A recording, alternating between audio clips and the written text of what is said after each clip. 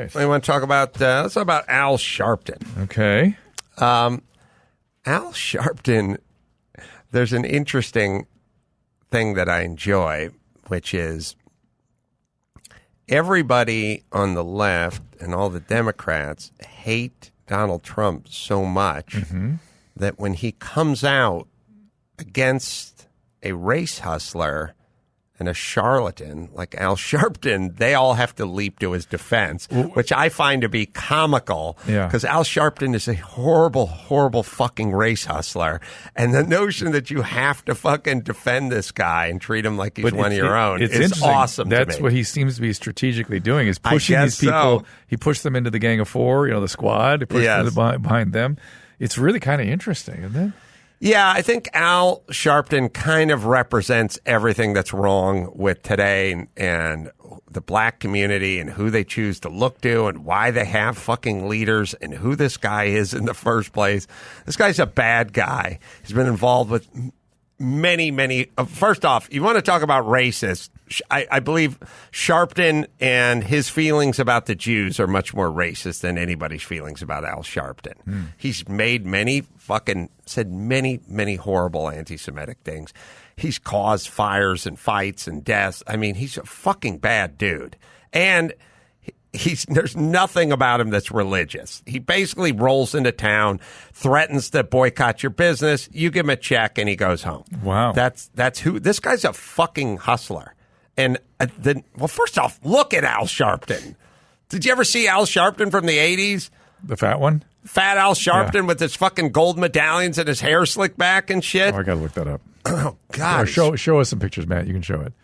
Al Sharpton from the 80s. The notion that you would nuzzle up to this guy, the notion that somehow, he speaks for us as a member of the black community. If this guy was a member of the white community, he'd be the biggest fucking joke you've ever seen. Nobody. Can you imagine a white version of the Al Sharpton? That'd be like me going, that'd be me and Drew going, hey, Matt, hey, Dylan, Drew, I think Joey Buttafuoco speaks for us as a member of the white community. I think Joey Buttafuoco, we should give him a show on CNN. He echoes our thoughts. He speaks for the community. Did he have gastric bypass or something? I guess when something happens to white people, we need Joey Buttafuoco to show up and smooth things over. He really lost a lot of weight. I've forgotten it was that much. Wow. He fucking was involved in that whole Tawana Brawley thing. That was a whole fucking hoax. What was that? I don't remember that. He was involved with this whole Crown Heights fucking pogrom with the Jews and fucking getting people killed and stuff. He's horrible. What was this? I don't remember this. Well, the reason you don't remember Tawana Brawley is because it's not discussed. It's not discussed because the news leans toward Sharpton, Reverend Sharpton. She was a black girl who I think she was like 15. She ran away, or she didn't come home night or whatever. The real story is she was scared to come home too late from visiting with her boyfriend or something, get in trouble with her stepdad. So she tore her sweater and smeared fecal matter in her hair and wrote KKK on her chest or something and threw herself into a shrub and then said, these white guys attacked me. One of them was a police officer, and the other one was a whatever. I thought, what's his name invented that? The kid from Empire. Jussie Smollett. He fine-tuned it a little, but Tawana, she invented it, and then Al Sharpton got in on her thing, and then, of course, Al Sharpton was crusading for justice and everything else, and didn't have anything to go off of. And eventually, one of the guys who he was smearing went, I'm going to sue you if you don't back off. And he just went, fucking bring it. And he got sued and he lost. Sharpton did. But he was still basically hustling this whole story, which wasn't the people. He was just smearing the people who were, obviously saying you took this 15-year-old black girl and rubbed fecal matter in her hair and raped her and wrote, KKK in her chest and stuff. I know, by the way, you did that, Dr. Drew. And then he just took off with that. Never apologized, never had anything. Never took a step back. No facts supported his assertions, and he got sued and lost.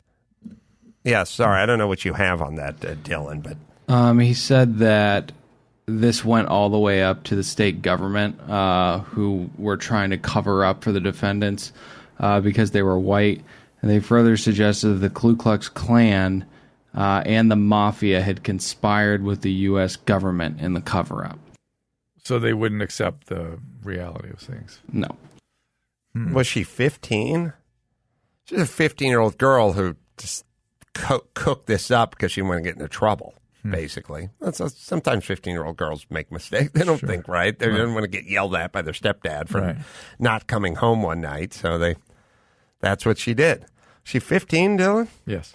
Anyway, oh, God. And then that whole, like, Crown Heights thing, some Jewish guy was, like, driving home and, I don't know, lost control of his car. He, like, jumped the curb and ran over a young black kid and killed the black kid. And then the entire black community went after the Jewish community. And guess who was at the front? Like, fucking screaming, fanning the flames. And, of course, they killed the Jewish guy. They stabbed him to death on the street and everything. It's all stuff they don't really talk about that much, but that was all Sharpton's early work. Just fucking. When was this? It was like in the 80s and in New York, I guess. Crown Heights thing was in 91, and he was referring to the Jews as diamond dealers. Well. Look, in Manhattan, there's something to that. Thank you, Drew. when you get a fucking business, when you get businesses burnt down because you're fanning flames and agitating people, and somehow also simultaneously becoming a spokesperson for these people, this is, first off, this isn't a Jewish guy on the rampage. This is a guy who, like, I don't know, he lost control of his car, jumped the curb, and tragically, he hit somebody, and the person he hit was black. That's not a reason to riot.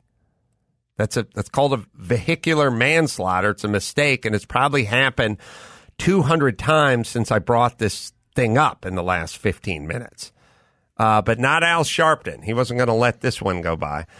There was a banner at the funeral, for the little black kid that said Hitler didn't do the job. I mean, Sharpton's been involved with a ton of this shit. He's horrible. He's he's embraced by the left as a spokesperson for the black community. Has he calmed down a bit? No, he's out today. No, you know what I mean? I mean, is there anything? Yes, he's gotten old. He had his back. Thank you, Drew. Yes, he's calmed down a little bit. Well, listen, I one of the things that bothers me these days is that nobody's allowed to rehabilitate themselves from anything. You know what I mean? That's just generally the way we are these days. And he's not rehabilitated in terms of he's never apologizes for anything and he never owns anything. Yes, he's 70 years old and he's slowed down, but he's never taken his foot off. You know, he's never pumped the brakes. He's just, now he's a spokesperson. Yes, and he's on fucking CNN and he's counseling people, and all these fucking politicians have to nuzzle up to him like he is something, but he's not. He's a fucking hustler. He's Don King. It's so fucked up and sad. What is wrong with people, Drew? Why would you look at this guy of all people and go, he speaks for me? It's an anti-Semite. I'm going to argue. Of course you are, because Drew, you have two modes. I don't know anything, and I disagree. Right. You don't have a mode where you go, I know. Let me add to that. Except not only that, but people say the same thing of Trump, though. They say the same logic, which is he shouldn't speak for you because he says horrible things. I don't think he does speak for me. He's not the leader of a community. He doesn't need to show up as the representation of white people. He's the president, but he doesn't speak for white people. He's not the leader of the white people community. That's Joey Buttafuoco. So here's the point. The point is Sharpton is a shady race hustler. He has been his entire career. Now, Trump singled him out and went after him on Twitter calling him a race hustler.